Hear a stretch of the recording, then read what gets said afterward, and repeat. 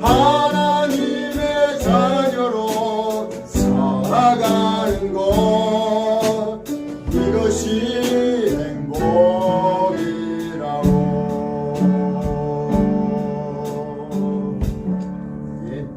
할렐루야. 아멘.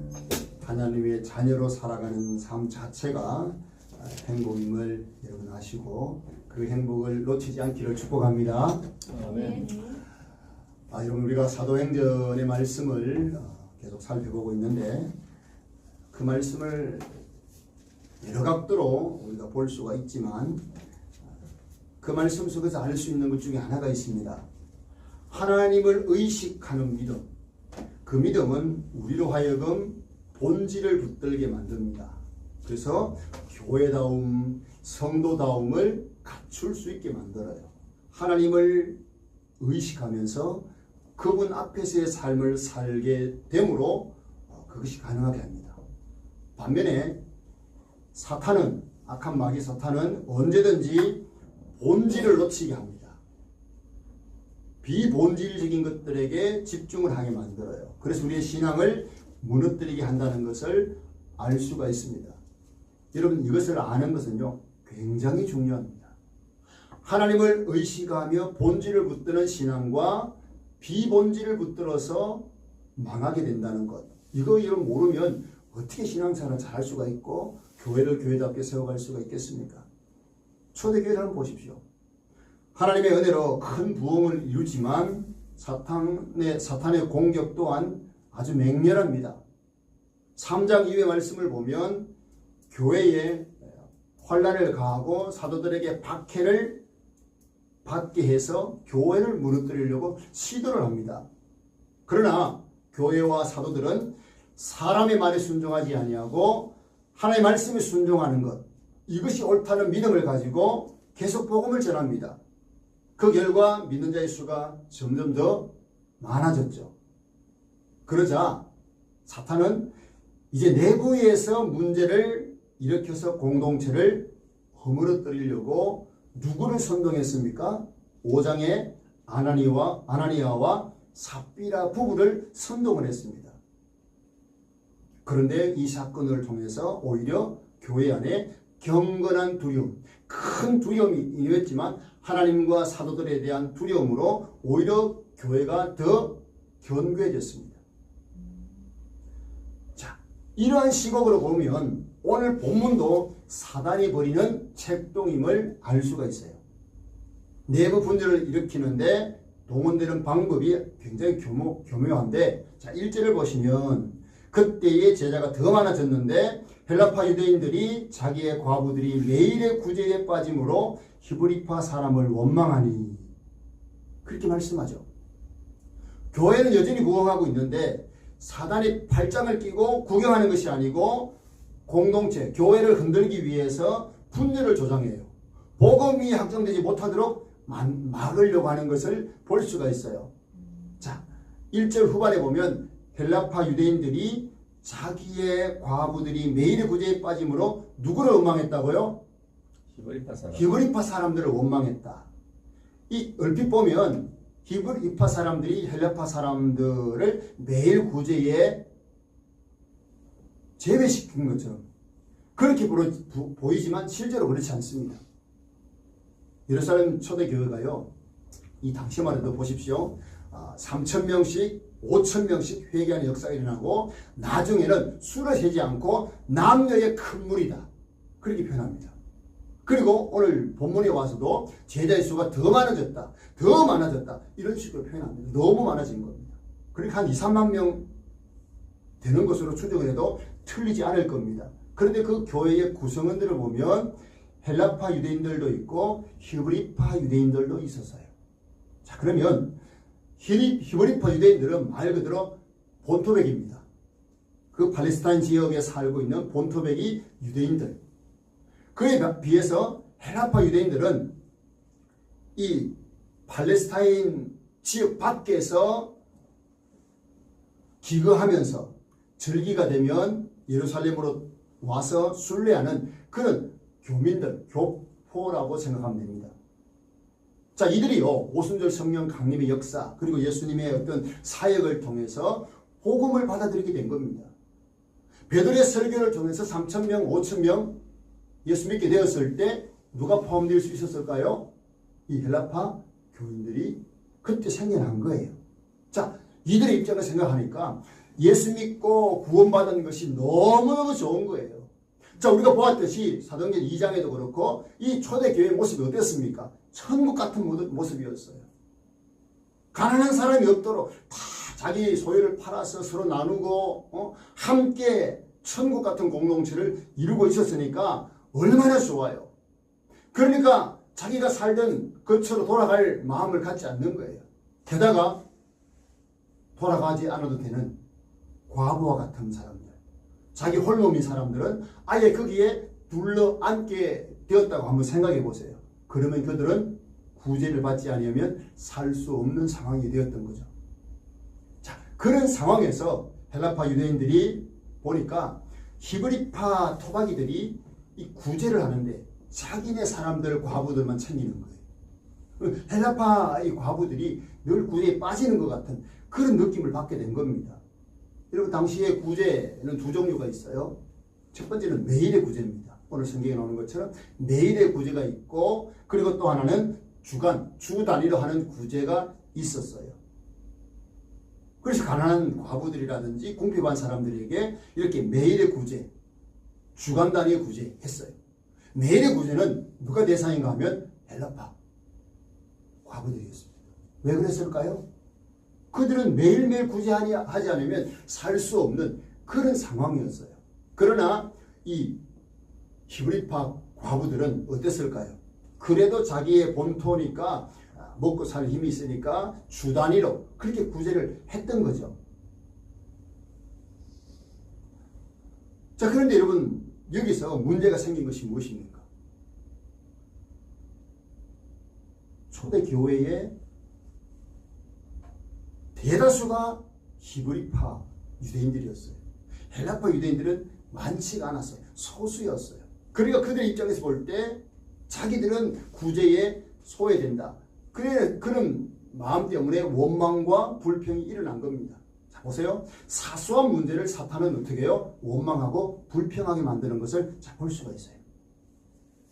자, 여기서 이런 갈등, 이런 불평과 원망이 생겨날 때 사도들이 어떻게 하느냐? 그걸 어떻게 처리하고 어떤 결과가 나오느냐? 이 굉장히 중요합니다. 자, 2절, 3절 보시면요. 12사도가 모든 제자를 불러 이르되 우리가 하나님의 말씀을 제쳐놓고 접대를 일삼는 것이 마땅하지 아니하니 형제들아 너희 가운데서 성령 충만하여 칭찬받는 사람 7을 택하라. 우리가 이 일을 그들에게 맡기고. 자, 여러분 접대라는 것이 구제 활동 중에 음식을 제공하는 겁니다. 여러분 한번 생각해 보세요.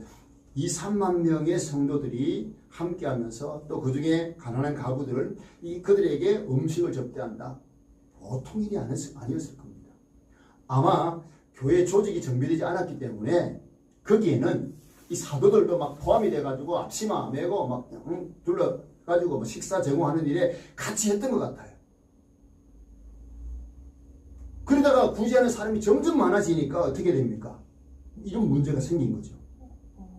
자, 그래서 이런 문제 속에서 어떻게 하느냐? 사도들이 성도들을 불러 모읍니다. 그리고 또 사도들이 어떻게 합니까? 그들에게 우리가 말씀을 제쳐놓고 이렇게 접대하는 일, 구제하는 일에 집중하는 것은 옳지 않은 것 같다. 우리는 말씀 전하는 것과 기도하는 일에 힘쓸 테니까 너희들 중에, 자, 3절 한번 보시죠. 어떤 사람을 택해요? 성령과 지혜가 충만하여 칭찬받는 사람 7을 택하라. 여러분, 이게 뭐라고 생각하십니까? 이게 교회가 본질을 붙드는 겁니다.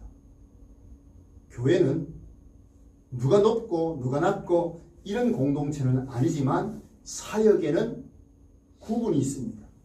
말씀을 맡은 사역자가 있고 교회 일을 감당하는 직분자들이 있습니다. 일꾼을 세워서 나누는 것을 볼 수가 있습니다. 그래서 사도들은 말씀에 집중하는 것, 이게 본질을 붙드는 거죠. 성도들은 교회의 이 일들을 이끌어가는 것, 이게 본질인 거죠. 자, 그런데요, 여러분, 이 제안을 했을 때 성도들이 굉장히 기뻐합니다. 왜? 그것이 교회의 본질인 것을 아는 거예요. 여러분, 초대교회 사도들이 전하는 말씀을 전하는 것, 그들은 하나님의 말씀으로 받았어요. 그래서 성도들도 성령 충만했고, 자, 그런 것을 볼 수 있거든요. 자, 그래서 각자가 해야 될 일들이 무엇인지를 본질을 놓고 따지기 시작한 겁니다. 그래서 4절에 우리는 오로지 기도하는 것과 말씀 사역에 힘쓰겠다. 그렇게 사도들이 고백을 합니다. 구제하는 일들은 7 집사를 세워서 맡기겠다는 거죠. 자, 그런데 이들을 7 집사를 세우는 조건을 한번 보시면 성령과 지혜가 충만하여 칭찬받는 사람 7이라고 했어요. 이런 구제하는 일은 열심히 있으면 될 거 아니에요. 그죠? 뭐 건강하면 될 거 아니에요. 뭐 신체 검사를 한다든지 열심히 있다든지 그런 사람 뽑아보면 되는데 그게 아니었어요. 성령 충만하고 지혜가 있고 사람들에게도 칭찬받는 사람이었어요. 성령과 지혜가 충만해서 칭찬받는 사람이에요. 무조건 칭찬받는 사람이 아니었다는 거죠. 자, 그들을 택할 권한을 사도들이 누구에게 주는가?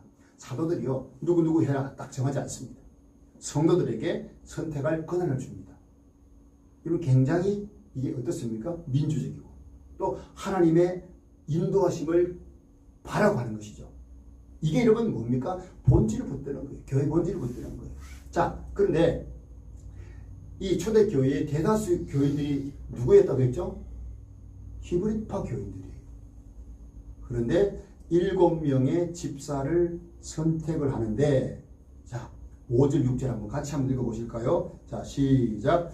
온 무리가 이 말을 기뻐하여 믿음과 성령이 충만한 사람 스데반과 또 빌립과 브르거로와 니가노로와 디몬과 바메나와 유대교에 입교했던 안디옥 사람 니고라를 택하여 사도들 앞에 세우니 사도들이 기도하고 그들에게 안수하니라. 아멘. 자, 7사람을 선택을 했어요. 자, 이름만 봐서는 이들이 누구인지 이름 잘 모르겠죠. 히브리파인지 뭐 헬라파인지 잘 모르겠죠. 그런데 이들의 이름상 이들은 다 헬라파 사람이에요. 헬라파 사람이고 더 나아가서 니골라는 유대인이 아니에요. 헬라파 유대인, 히브리파 유대인 다 유대인들이었어요. 그러나 니골라는 유대인도 아니었어요. 그냥 기독교, 예수교로 예수 믿는 사람으로 입교한 사람이었어요. 이 사람은 당시 소아시아, 터키 지역에 살고 있는 사람이었어요. 자, 놀라운 것은요, 그 많은 성도들이 히브리파인데 헬라파 성도들을 7명을 뽑은 거예요. 야, 여러분, 이거는 굉장하지 않습니까? 자기 사람을 더 챙기기 위해서 히브리파 중에서 뽑은 것이 아니었어요. 헬라파 과부들이 구제에 소외된다는 느낌이 들자 헬라파 중에서 7명의 그 일꾼들을 세운 것을 볼 수가 있어요. 시작을 보면 사도들이요, 이 일의 시비, 누가 잘했고 누가 잘못했고 그걸 가리지 않았어요. 갈등의 원인을 해소하기 위해서 본질에 집중했고, 그리고 구제를 전담할 7명을 뽑겠는데 그게 다 헬라파였다. 히브리파 교인들이 뽑혔다고 생각해 보세요. 무슨 불만이 생기겠어요? 또 지들끼리 다 해먹으려고 히브리파 사람들을 뽑았다. 이렇게 될 거 아닙니까?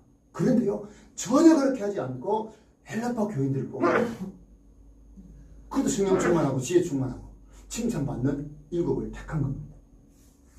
이렇게 여러분 이 구제의 문제를 잘 해결을 하니까 사도들도 교회도 본질에 집중하니까 어떻게 되었는가? 자, 1절에 보니까 그때의 제자가 더 많아졌다 그랬는데 7절에 보니까 어떻게 더 심이 많아지고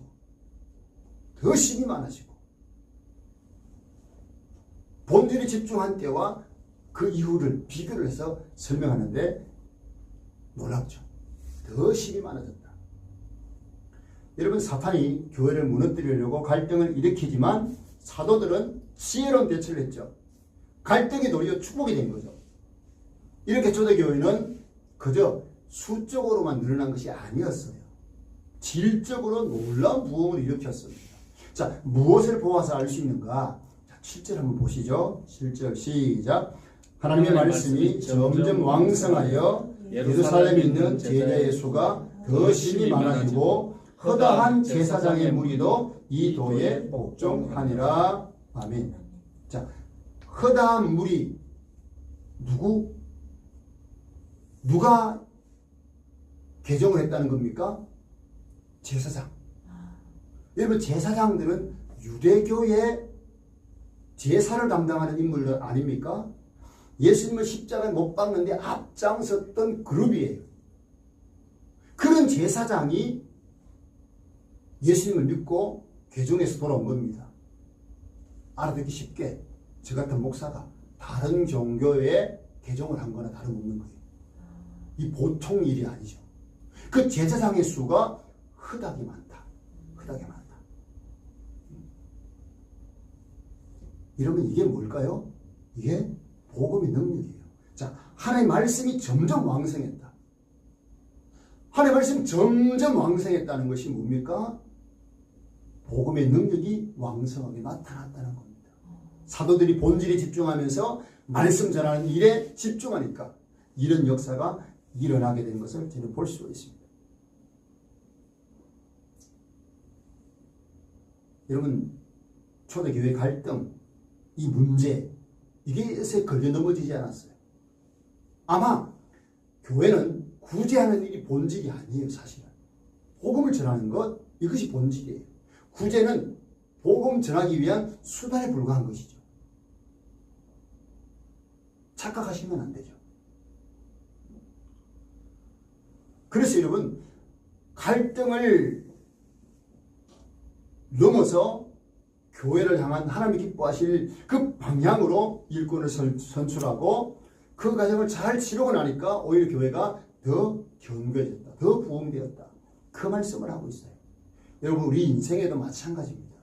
이런 갈등이 수없이 많이 생깁니다. 그렇죠. 그런 갈등들은 누가 잘했니 누가 못했니 따지면 싸움만 납니다. 그럼 어떻게 되느냐? 본질을 붙들어야 돼요. 그러면 해결이 돼요. 본질을 붙든다는 것이 무엇입니까? 하나님이 기뻐하실 방법을 붙드는 거예요.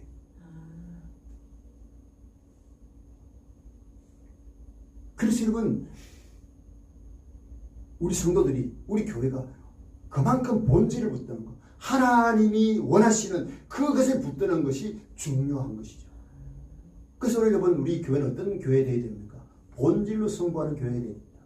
본질로 승부하는 성도가 되어야 된다. 할렐루야. 그래야 된다는 겁니다. 자, 그래서 본질로 승부하는 교회인 예루살렘 교회가 7명의 일꾼들, 자, 이분들을 우리가 흔히 7집사라고 표현하는데 그 가운데 대표적인 인물이 누군가 하면 스데반입니다. 자, 그 스데반이 어떻게 본질을 붙들고 사역을 하는지, 오늘 성경은 어떻게 표현하고 있는지 알 수가 있거든요. 자, 스데반은 어떤 이름의 뜻을 가지고 있는가 하면 면류관입니다. 면류관이라고 하는 이름의 뜻을 가지고 있어요. 이 사람이 칭찬을 엄청 받는 사람인데 흠이 없어요. 칭찬만 하고 있어요. 그런데 이 스데반은 기독교 역사의 첫 순교자가 됩니다. 첫 번째 순교자가 돼요. 성경은 스데반에 대해서 성령이 충만한 사람, 믿음과 지혜가 충만한 사람, 은혜와 권능이 충만한 사람, 자, 이런 영적인 부여함에 대해서 온갖 수식어를 다 동원해서 그를 칭찬합니다. 굉장한 것이죠. 여러분, 이게 스데반이 어떻게 이렇게 됐을까? 자, 이게요, 이 스데반의 기사는 교회사적으로도 굉장히 의미가 있는데 8절에 보면 스데반이 은혜와 권능이 충만하여 큰 기사와 표적을 민간에 행했다. 그렇게 말해요. 뭐가 충만했다고요? 은혜와 권능이 충만했다. 그러면 여러분 보세요. 은혜와 권능. 자, 이것은 무엇을 말해주는가 하면 우리 그리스도인들, 성도들은 무엇으로 살아야 되는 사람들인가를 말해주는 거예요. 이 땅에는 무엇을 힘으로 여기고 삽니까? 사람들이 자기의 경제적인 능력을 힘으로 삼고 살아가는 사람들이 대부분이죠. 또 어떤 사람은 성실하게 쌓아올린 업적들, 그리고 사회적인 지위를 힘으로 여기고 살아갑니다. 사람마다 어떤 삶의 근거와 힘이 다를 수가 있는 거예요. 자, 그런데 이 세대반, 그리고 우리 성도들은 무엇에 근거해야 되는가? 은혜와 권능이 충만했다. 이거는요, 위로부터 오는 힘을 가지고 살았다는 거예요. 사역을 했다는 겁니다. 하나님으로부터 오는 힘, 그걸 가지고, 그게 본질이에요. 우리 성도들은 세상에 있는 돈 가지고, 권력 가지고, 명예 가지고 살아가는 사람들이 아니다. 너희들은 위로부터 임하는 힘, 그 힘을 의지하며 살아가야 되는 성도들이다 라고 말씀하는 거죠. 여러분, 은혜와 권능은 세상에 주는 것이 아니잖아요. 하나님께서 주시는 거잖아요. 자, 여러분, 이 스데반이 본질을 붙들고 말씀을 전하는 공동체로 굳건하게 선 그 공동체의 일원에서 일꾼으로 뽑힌 사람이에요. 그러면 그들이 사도들의 가르침을 받고 말씀을 받고 은혜와 권능이 임한 거죠. 그래서 사역을 하게 되는데, 적어도 내가 사는 힘은 내 속에 속한 것이 아니라, 이 땅에 기초한 것도 아니라 하나님으로부터 오는, 하나님의 말씀으로부터 오는 힘, 그것 가지고 우리가 사역을 하고 그것 가지고 살아가야 된다는 것, 그것이 우리 성도의 본질이라는 것을 보여준다는 거죠. 자, 여러분, 기적과 기사는 지금까지 사도들에 의해서, 예수님이 전하던 것을, 예수님이 행하시던 것들을 사도들이 행했습니다. 예수님의 제자들이, 12제자들이 사도가 되어서 행했습니다. 이제는 하나님께서 어떻게 해요? 그 사도들의 가르침을 받은 스데반 같은 일꾼들도 기적과 능력을 행하는 것을 볼 수가 있습니다. 놀라운 역사가 일어난 거죠. 자, 그랬더니 유대교 지도자들이 어떻게 했습니까? 지금까지 사도들을 붙잡아 가지고 너희들 예수님의 이름을 전하지 마라, 예수님의 십자가 부활을 전하지 마라, 음하게 금하지 않았습니까? 그런데 그 전하지 않기는커녕 오히려 다른 사도들의 가르침을 받은 스데반이 이 복음을 전하고 있으니까 그들이 담합해서 모였습니다. 그리고 이 스데반을 공격하려고 하는 것을 볼 수가 있어요. 오늘 이 스데반은 주로 이제 어디에서 활동을 하는가 하면 회당에서 활동을 했어요. 오늘 7절 9절 말씀을 보시면 이른바 자유민들이라는 표현이 나와요. 자유민들과 회당에서 논쟁을 하게 됩니다. 이 자유민들이 누군가 하면 BC 53년경에 폼페이우스, 로마의 폼페이우스 그 장군이 유대를 점령한 이후에 로마의 포로로 잡아갑니다. 노예를 끌고 갑니다. 그렇게 끌고 가서 노예로 살다가 자유를 선포하고 그들이 자유민이 된 겁니다. 그러니까 그 자유민들의 후손들이에요. 그 후손들이 흩어져서 뭘 세우는가 하면 회당을 세웁니다. 유대인들은 10명만 되면 회당을 세웠어요.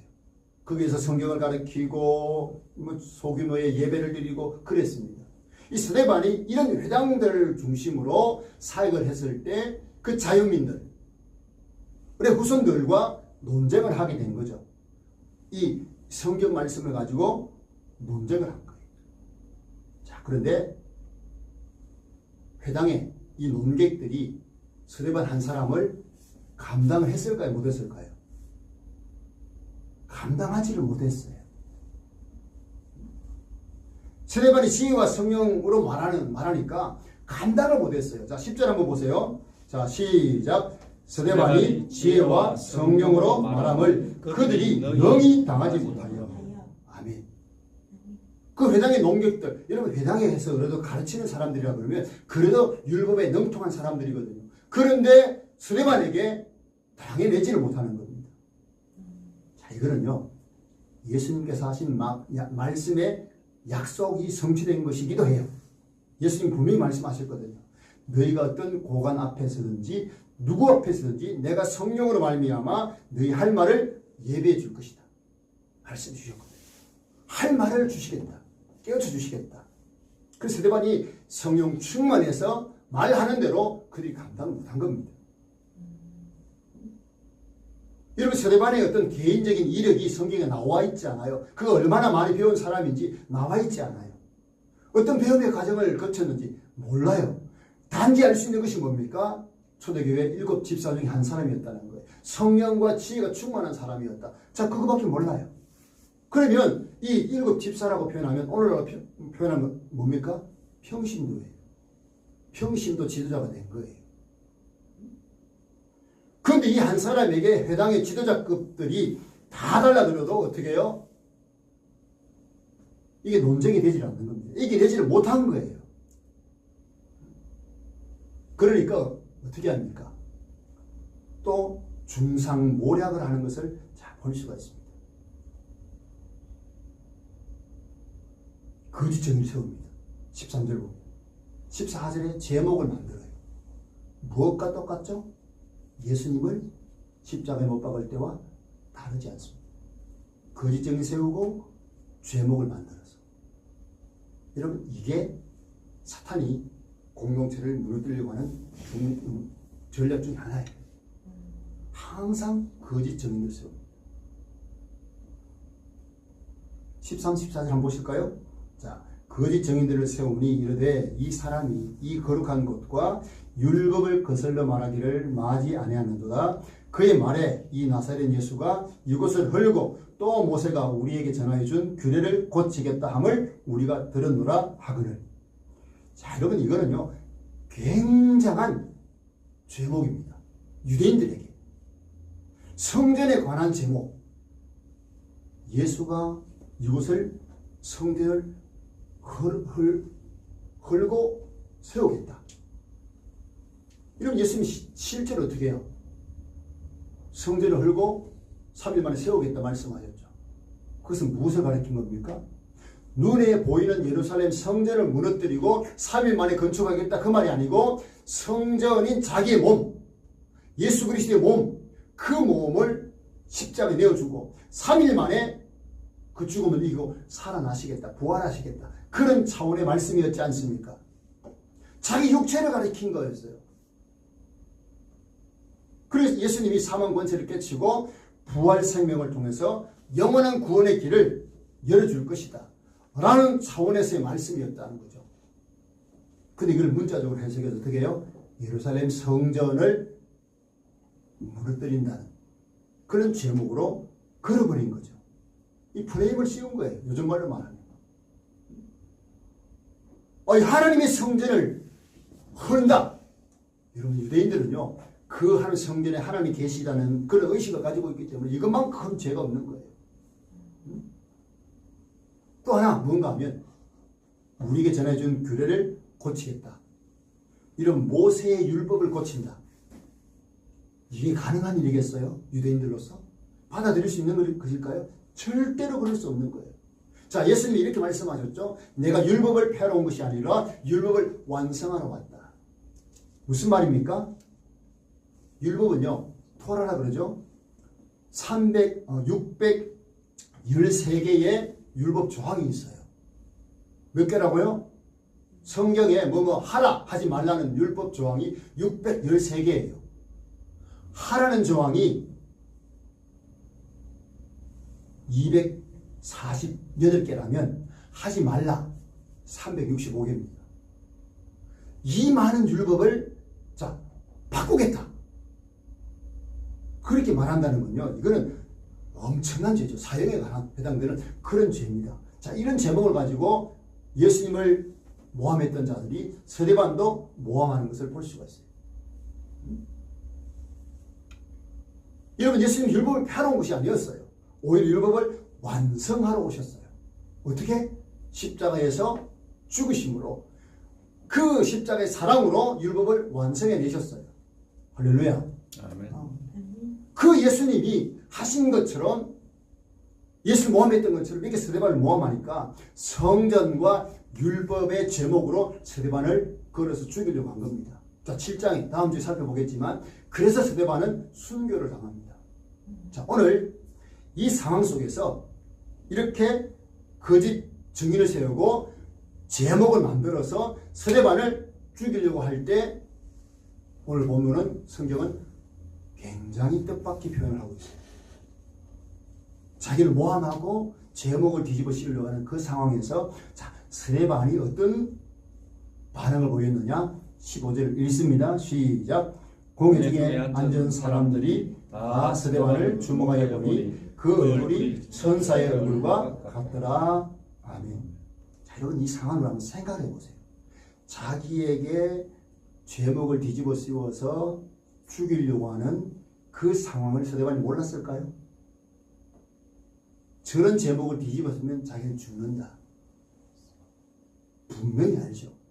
그런데 스데반은 그 얼굴이 천사와 같았다. 천사의 얼굴과 같다. 근데 누가 보았을 때 그랬다는 거예요? 공회 중에 앉은 사람들이. 자기 편의 사람의 시각으로 본 것이 아니에요. 그 스데반을 죽이려고 하는 사람들이 보니까 스데반의 얼굴이 천사의 얼굴과 같았다. 여러분, 이게 굉장한 의미가 있죠. 그 현장에 하나님이 스데반과 함께 하셨다는 증거가 될 수가 있어요. 이런 모세가 시내산에서 율법을 받고 40일 동안 하나님과 함께 하다가 내려왔을 때 어땠습니까? 하나님의 영광으로 가득해가지고 사람들이, 백성들이 쳐다보지를 못했어요. 너무 밝은 빛이 비치니까. 이거는 모세가 빛난 것이 아니고 하나님의 영광이 모세에게 막 덮인 거예요. 그러니까 막 빛이 나가지고 쳐다보지를 못한 거예요. 지금 여러분, 스데반이 하나님의 임재로 가득 차니까 그의 얼굴이 천사가 같았다. 또 하나, 어쩌면 스데반의 내면의 상태가 눈빛과 같이 얼굴 표정에 다 드러난 거예요. 그 마음의 어떤 상태겠습니까? 예수님이 십자가에 돌아가실 때 고통스러운 그 순간, 사람이 감당할 수 없는 그런 아픔과 고통 아닐까요? 여러분, 손발, 우리 찬양도 드렸잖아요. 우리가 십자가를 못 박힌다는 것이, 손발 대못에 박히고 옆구리에 장에 찔리고 온몸이 피범벅이 되고, 그리고 새들은 와서 눈을 쪼아 먹으려고 하고, 상처를 막 쪼기도 하고, 여러분, 그런 상황, 그런 고통 아닙니까? 그런 고통 속에서 예수님의 얼굴은 악마 같지 않았어요. 오히려 옆에 있는 한편 강도를 용서하는, 사랑으로 품어주는 그런 분이셨죠. 스데반이 지금 그러고 있는 거예요. 그의 내면이 어떻게 해요? 평안해서 천사 같은 얼굴로 드러난 것을 여러분 볼 수 있어요. 여러분, 요즘 화장술이 굉장히 뛰어나죠. 좀 이렇게 표현하면 좀 여러분 죄송하지만 좀 덜 생긴 분이 어떻게 해요? 화장을 막 얼마나 잘하는지 완전 딴 사람이 돼요. 유튜브 보면 이게 쉽게 볼 수 있어요. 가끔씩 이게 뜨는 보면. 화장을 지우고 나면 완전 딴 사람이에요. 근데 화장해놓으면 얼마나 이쁜지 몰라요. 스데반 지금 화장했나요? 그게 아니에요. 마음에서 우러나오는 그런 내면에서 우러나오는 평안 때문에 그 얼굴이 천사와 같다. 여러분, 얼굴 표정이 몇 달 내에 생기지 않아요. 이게 삶이 축적돼 가지고 생기는 거죠. 제가 20대 때 표정이 어땠을까요? 지금도 살이 빠져가지고 뭐 사진 찍어놓으니까 볼품이 없어요, 사실은. 그런데요, 20대 때 제 얼굴을 보면 굉장히 인상 찌푸리고 있어요.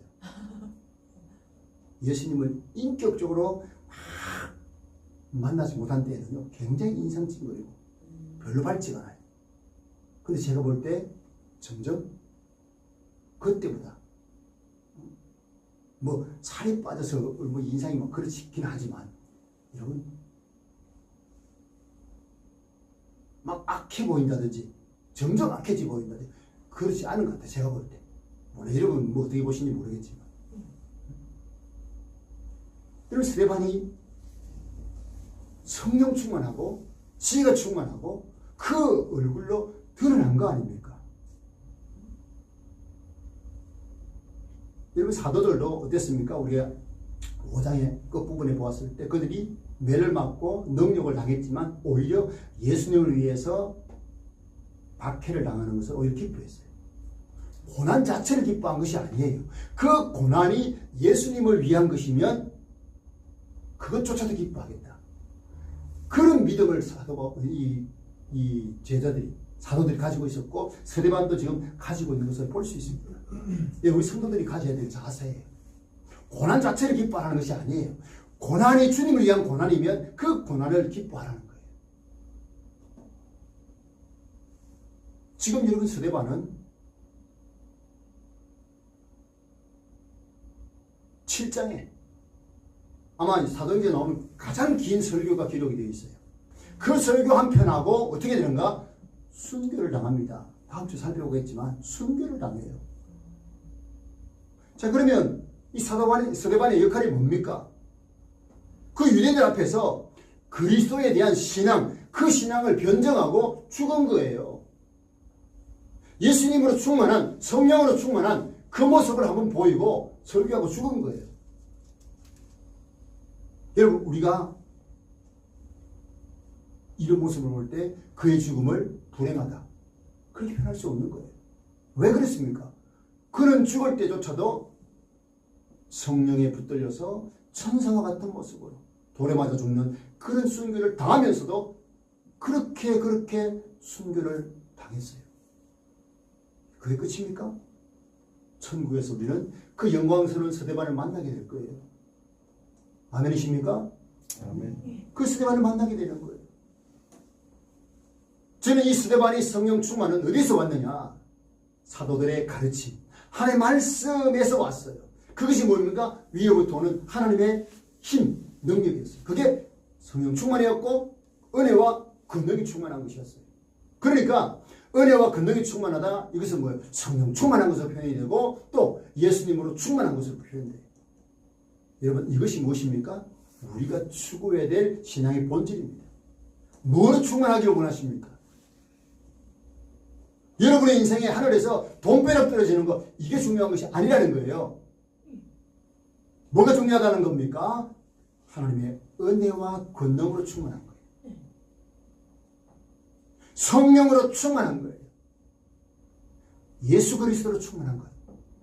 이것이 여러분 우리 성도들이 붙들어야 될 본질임을 여러분 기억하시길 바랍니다.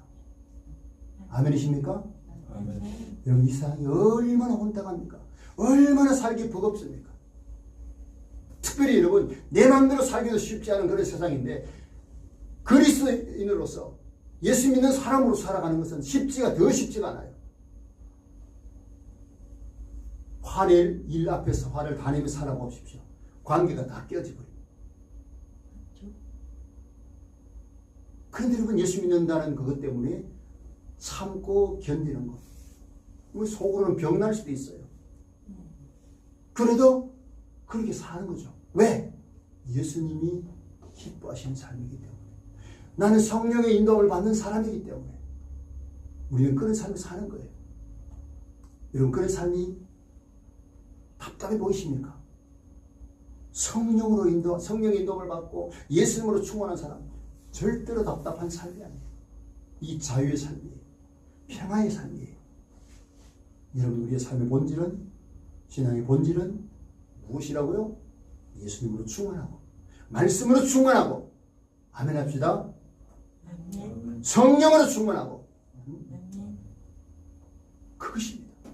위로부터 임하는 하나님의 힘, 능력 그것으로 충만할 때 그것으로 삶을 살아내는 겁니다. 주님의 몸된 교회를 세워가는 것입니다. 스데반과 7 집사를 세우는 초대교회를 보십시오.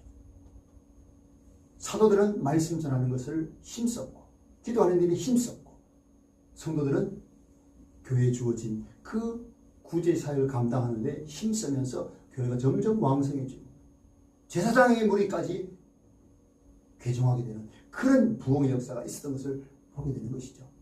여러분 오늘날 우리는 여전히 힘들고 어려운 세상 속에서 내 힘이 아닌 하나님의 힘으로 살아가는 그 신앙의 본질을 붙들고 승부하는 그런 저와 여러분 되시기를 주님의 이름으로 축복합니다. 자, 우리 찬양 드리십시다. 312장 찬양 드리겠습니다.